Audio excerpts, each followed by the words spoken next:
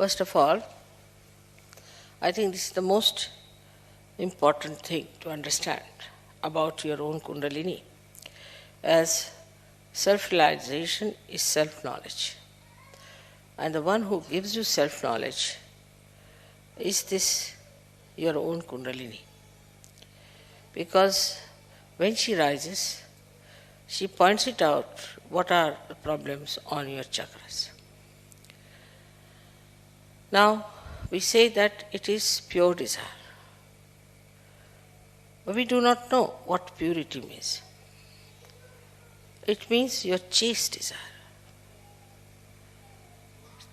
It means it has no lust, greed, anything in it. That power is your own mother and is settled in your triangular bone. She is your own mother. She knows everything about you. It's like a tape recorder. She knows everything about you. And she is absolutely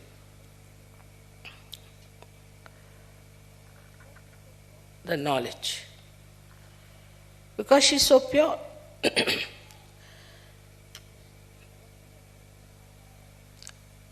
And whatever chakras she touches, she also knows what's wrong with that chakra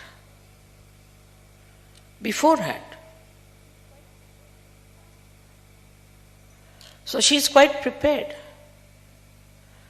and she adjusts herself fully so that you do not get a problem by her awakening. If any chakra is constricted,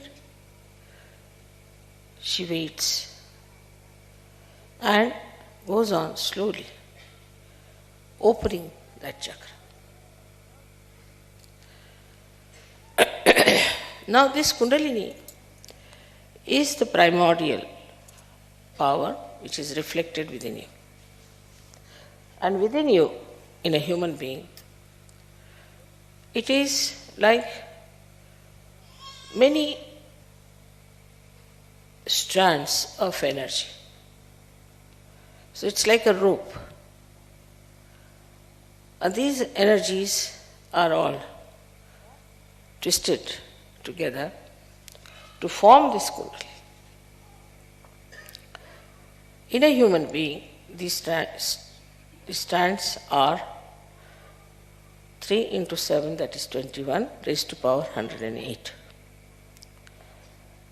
But when your Kundalini rises, 1 or 2 strands out of this come up and pierce the fontanelle bone area. Only 1 or 2. Because it has to pass through the innermost nadi, known as Brahma Nadi. It's all a spiral throughout, because Kundalini is a spiral and these nadis are also like a spiral, like this. So the innermost nadi is the Brahma Nadi. The outermost nadi is the right side. And the second innermost is the Ida Nadi. So through the Brahma Nadi, she starts sending those threads. By that, they relax the center. By the relaxation of the center, the sympathetic nervous system also starts relaxing.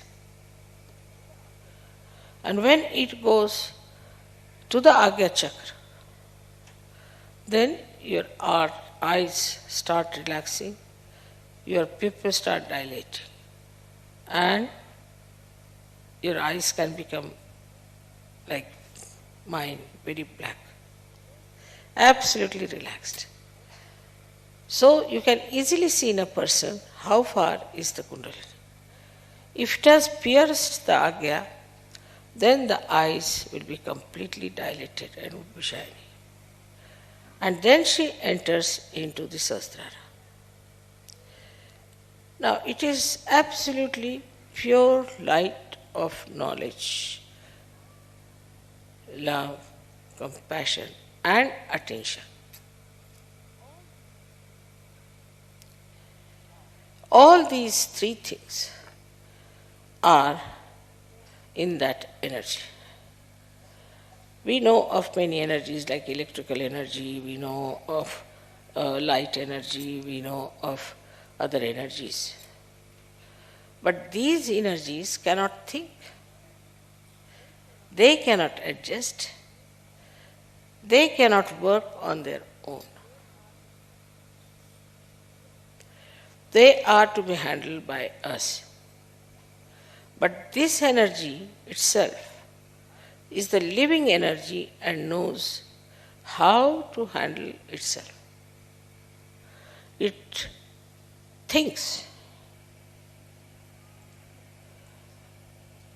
If you see a seed being sprouted, you'll find at the tip of the seed there's a small little cell which knows how to go around the soft places and then how to encircle the stones and then how to find its way to the source. That cell has got, I would say, a little Kundaliní in it, the way it moves. But within you is a tremendous force of Kundaliní exists. So you have a storehouse of compassion which can be enlightened by the Spirit. You have the storehouse of love, compassion and knowledge and ocean of forgiveness. When people get realization, they do not understand that they have to now grow. And why they don't grow? Because they do not ask for these energies. A person who is a realized soul, if he says that I have to have more compassion, my compassion is not all right. My concern about others is not all right. My generosity is not all right. I'm exploiting others. I'm exploiting their love. Then this energy starts moving, giving you that greater dimension of love and compassion. But if you do not want to be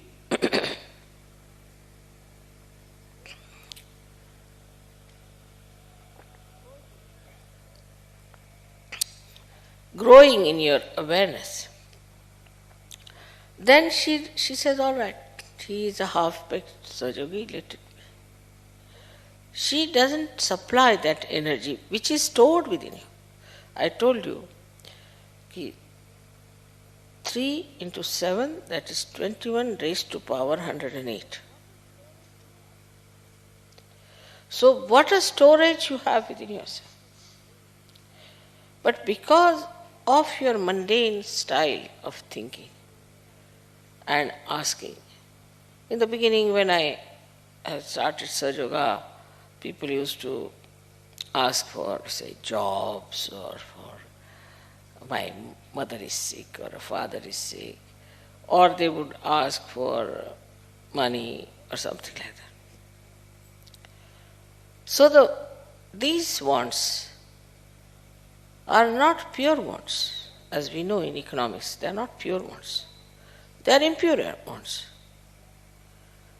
Because they are never satiable in general. So this Kundalini, that is your mother, she is there to supply you, nourish you, to look after you, to make you grow. By giving you a higher personality.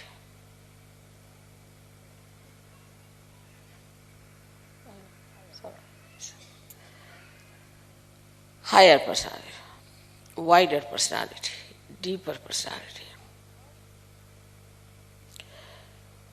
Now, we think if somebody is well read, then we think he is a higher personality. Sometimes a person who is rich, we think, is a higher personality. Sometimes we think a person who is very hardworking is a higher personality. Sometimes we think a person who is having some sort of a confusion about religion or something, we think he is a higher person. Our ideas about higher personality itself are wrong. People are higher because they are spiritually evolved. Otherwise they are not, they go to dogs. Nobody respects them. Now we are in Germany, and Germany, germ itself means actually Kundalini. Germ means, in Sanskrit as we call it, Ankura. Ankura is the germ. And Germany is the place where we can have Kundalini Puja. Is something really a great coincidence, or I think it's just Paramachaitanya's arrangements. So, to look at a seed looks like an ordinary thing, nothing special. Could be very hard nut also. Mostly the seeds are in nuts. Mostly.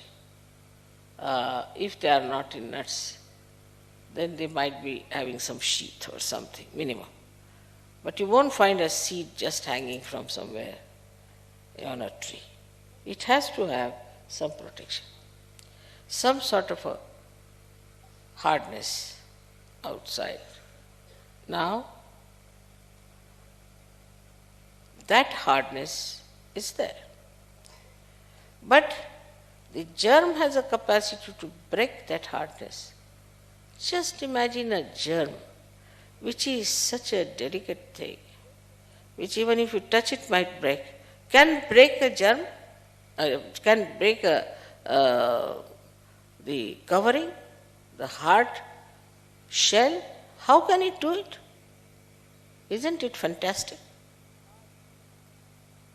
That such a hard shell, which we cannot break it with our teeth even, can be easily broken by a delicate germ. So at that time, what happens is the shell itself doesn't become lively. It doesn't get life. There is no movement of the shell itself, but it moves and it opens. So that delicate thing, when it grows, then the shell has to break. In the same way, this Kundalini, which is a delicate thing, if you see a person who is compassionate, oh, they say, Mother, he is too much a gem, Everybody has sort of a sympathy, protectiveness for that person. He's just Mother, he's just compassion, it's too much. We always feel such a person to be a weakling, a weak personality, and that he should be protected. Oh Mother, he doesn't know also how to abuse people, how will he beat anyone? He cannot even kill an ant on this road. How can he do anything that is good for nothing? That's our concept, because we think we should have somebody really a tyrannical person to handle things. But just see that in a seed, it is that delicate germ grows and breaks the shell. In the same way, when we become really delicate like a germ and then grow in our delicacy and in our beauty of compassion, love, and knowledge which makes you humble, then these shells will break. But is the other way now? Normally. In Sahaja Yoga now we have leaders. We have had leaders and leaders and leaders. Some of them came like tigers. I didn't know what to do to tell them. Even tiger can be ridden by the goddess Kundalini. Because this love has the power to break any hard nut. So what we should ask for is that beautiful, soft, compassionate nature, and then the Kundalini will supply. Because she only has that. Kundalini doesn't have anything else. All her power is of love. Nothing but love. So how can she give you something she doesn't have, supposing you hate someone? What can she do? She can't do anything because she cannot give you powers to hate. So what she says, you hate someone, Allah forgive. She gives you the power to forgive. Like a sword has to fight, a shield, not a sword. So the violence, as they say, can be only fought with non-violence. In the same way, if we have to grow, the Sahaja Yogis have to grow, first of all, we have to see how softly we talk, how kindly we talk, how considerate we are.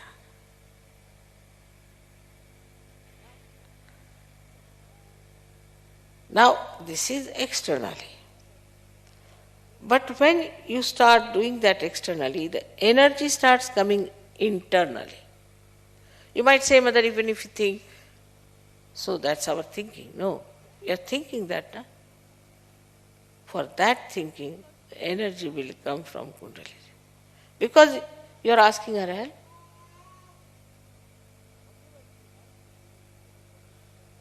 Whatever she has, she is willing to give, but whatever she does not have, how can she give? Now supposing you want to get angry. She hasn't got the power to show anger. So how can she give you anger and temper? I mean, sometimes I try, let's see if I can get into ego. How to get, I don't know. Because this Kundalini doesn't know what is this ego, how to pamper the ego and how to make you fly in the air. No. So whatever kind of energy she is, she will give you that. So please remember, those who try to bring in assertions and conditioning and ego and all that are not going to grow because they are not getting the energy from the Kundalini but from outside, which is absolutely useless.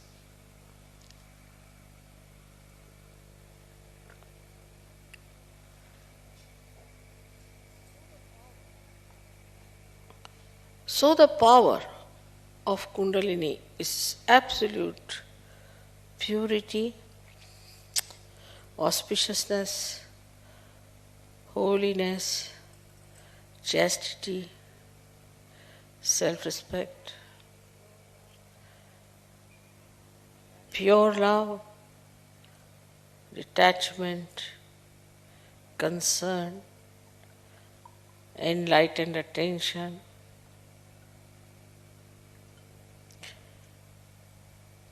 to give you joy. As every mother wants that her child should get the joy.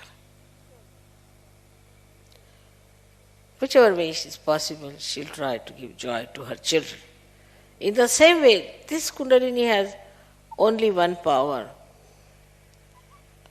how to give joy to her own children, and she does that. Supposing, I don't know about modern mothers, but normally, if I would go and say to my mother, teach me how to be angry, she will say, you go and cut your nose. If I tell her that, tell me how to tell lies, she'll say, go and cut your tongue.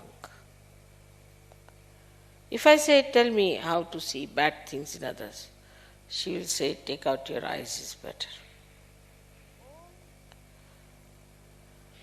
All these ideas that we harbor within ourselves make a very big problem for Kundalini to enter into your attention. Now people always ask, Mother, how are we to grow? What should we do? That's why I say introspection. There should be introspection. What do I want in this life? I should be able to love many more people without any lust or greed or expectations. All right. Then the floods of abstract love will flow.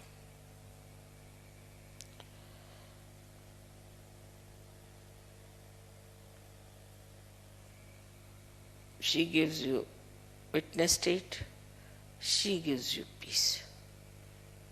How many things she has to give you, by which you become so powerful, so very powerful. No one can trouble you.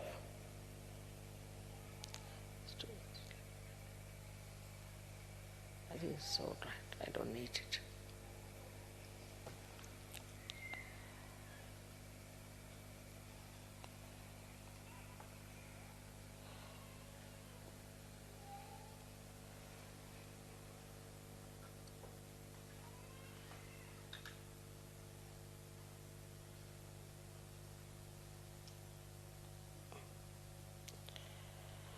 She gives you security. She gives you peace. She gives you wisdom.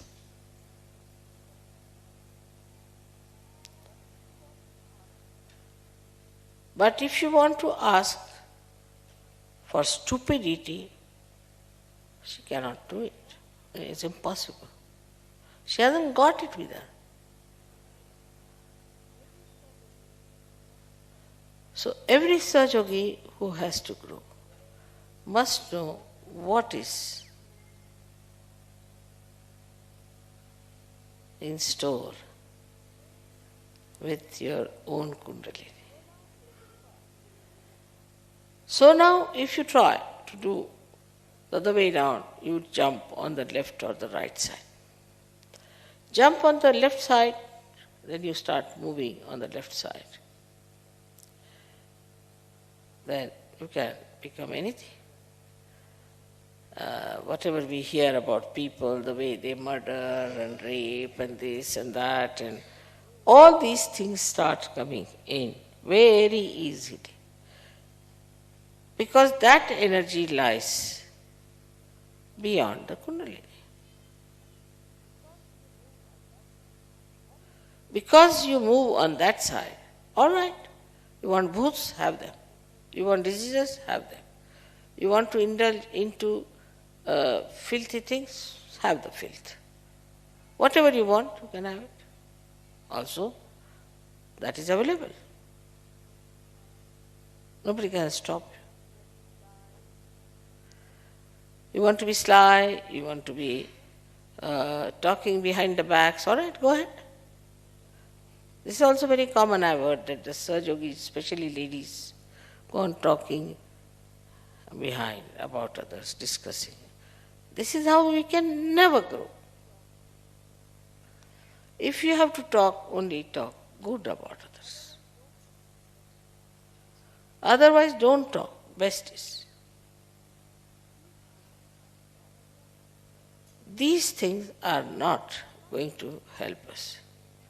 Now, we are not here in this world at this stage to build more churches or temples or mosques. No, had enough of them. Enough of problems. So now we want to make for ourselves abode of love and purity. But those who are residents are not. Then how can you have love? It will be always jealousies and selfishness and all those things there. So when we talk of the light of the Kundalini, we have to understand that this light spreads in your life, outside your life, and expresses itself in a very, very beautiful manner. Everyone says that Saj Yogis look very different from others. There's a glow on their face, they look like flowers. So many. Relaxed. They're very beautiful people. For example, in Kabela, people were so impressed. They said, these are young people and they have come here. They are not fighting among themselves. There are no hooligans among them. They were quite surprised. How could you be so sensitive? So many of you. So many people, if they gather anywhere, they can go amok in no time. I mean, even a smaller group can become mad. For no rhyme and reason, they go mad. So this collective behavior of yours was so much seen clearly by the simple village people. For that, you have to just desire. You just have to desire. And this pure desire works out in the right direction. Otherwise, whatever you desire, you can get it. You want money, all right, have it. Move to the right side. Get money this way, get money that way, do what you like. Then you want to kill somebody, all right, get to the right side. You can get many people who will go and kill anybody they want to. Then you want some publicity or something, all right, get to the right side. All these things can happen, whatever you want, according to the movement that you have. But for ascent, your desire should be pure desire to get to that greater personality.